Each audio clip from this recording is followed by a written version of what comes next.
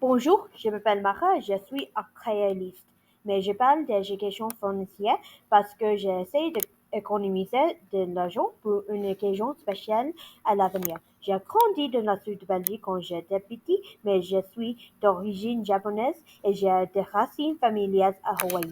Je ne l'utilise pas souvent le français et je sais que je fais beaucoup de fautes de grammaire.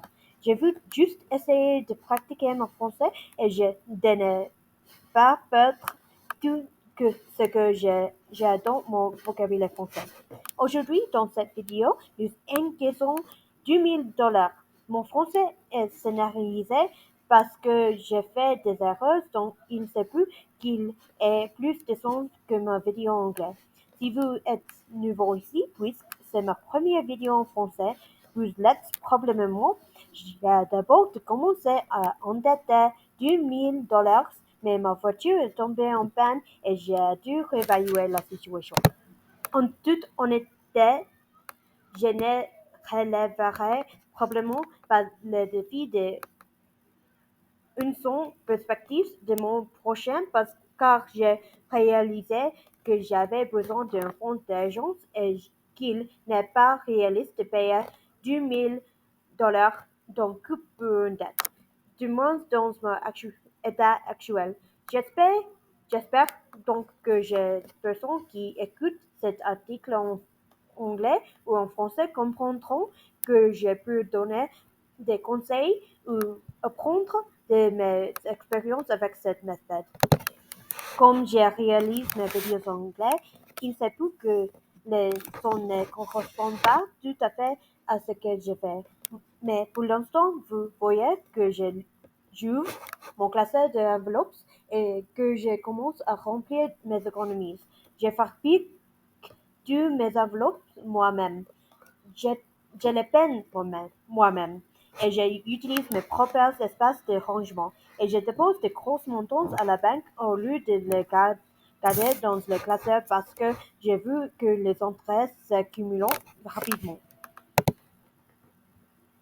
Pour ma première enveloppe, l'épargne, je mets $200. J'ai déjà 384 $5 à la banque et j'ajoute $200. Et vous pouvez me voir l'écrire. Une fois que j'ai mis l'argent dans l'enveloppe et que j'ai terminé la vidéo, je mets l'argent de côté pour pouvoir le mettre à la banque.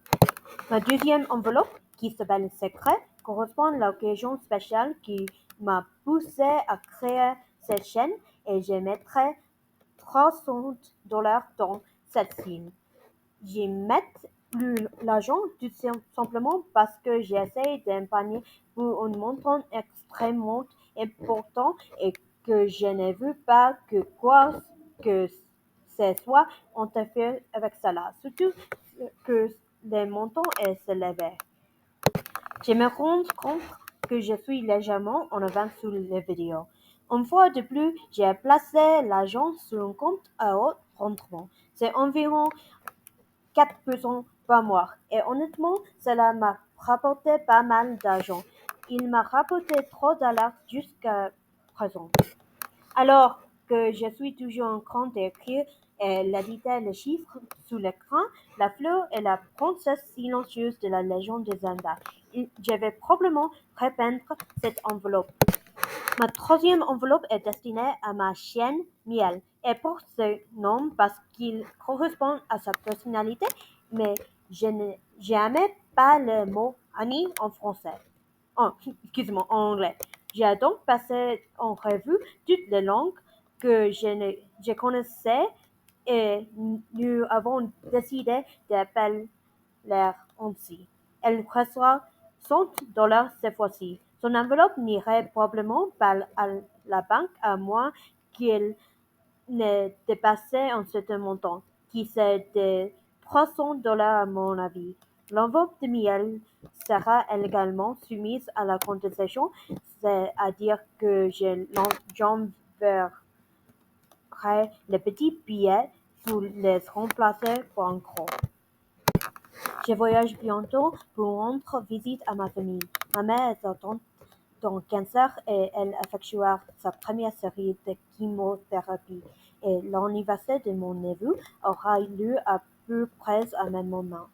Je n'aimais donc plus autant d'argent dans cette enveloppe que je le voudrais, mais en même temps, tout ce que je peux ajouter à cette enveloppe sera utile lorsque j'achèterai le billet d'avion, ce qui représente environ 300 à 400 $. Je ne m'entends pas à attendre ces montants d'ici à ce que je prends l'avion, c'est-à-dire en avril. L'enveloppe suivante concerne le cadeau et je suis un peu en rate sur l'audio. Cette enveloppe est en train d'atteindre 40 $ parce que j'ai besoin d'être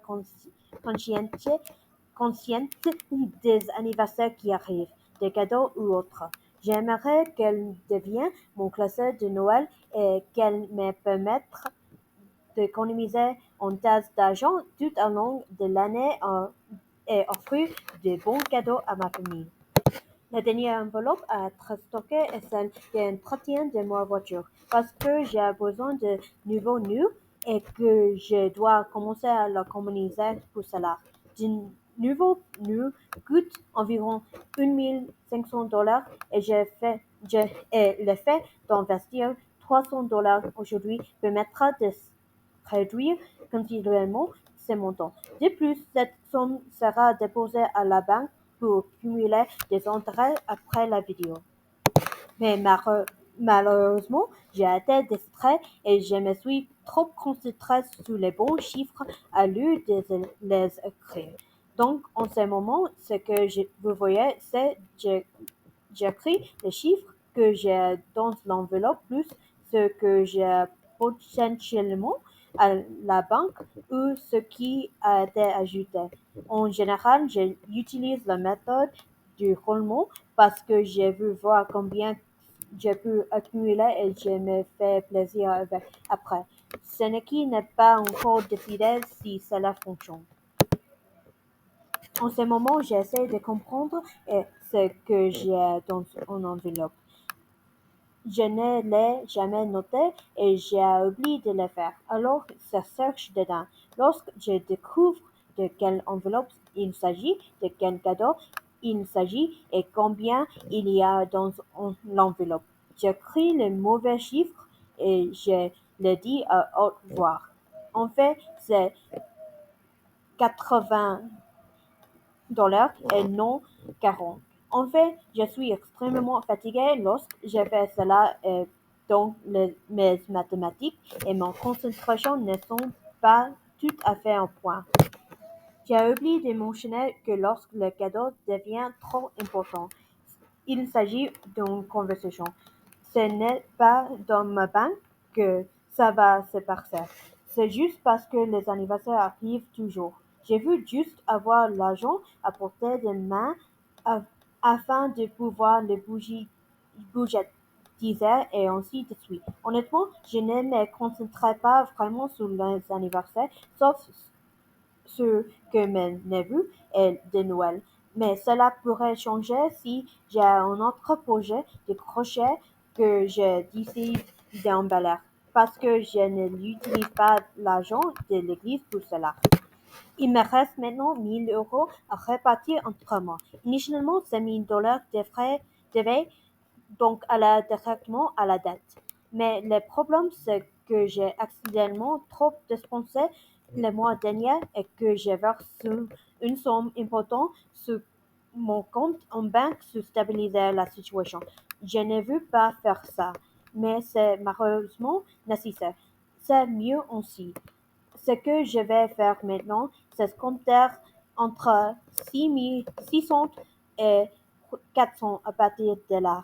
Malheureusement, j'ai fait une erreur et je reste. La vidéo consiste à comprendre pourquoi j'ai de l'argent en trop à la fin. Il me reste 2 minutes dans la vidéo.